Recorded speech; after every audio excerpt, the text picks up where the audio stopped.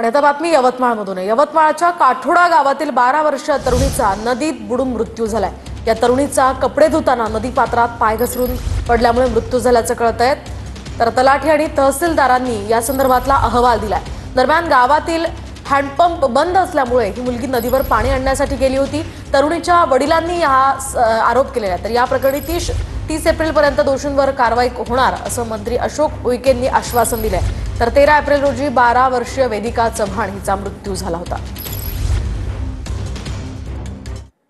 Sir ते पाणी भरासाठी गेलती सर, ते गुण घेऊन गेलती आणि ते गुण भरताना सर ते पाईप घिसरला सर त्याचा, मग ते मेली सर। म्हणजे घिसरत म्हणजे वाहत गेली सर, डोळ्यात नाही गेली, डायरेक्ट मेली सर। किती दूर तुम्हाला झाला की पाणी भरासाठी? अर्धा किलोमीटर आहे सर। शासनाला आणि प्रशासनाला अशा प्रकारची मी माहिती दिलेली आहे। 30 तारखेच्या आत चौकशी पूर्ण होऊन निर्णय आल्यानंतर जो दोषी कोणी असेल तर त्याच्यावर आपण कारवाई करण्याचे प्रयत्न करू।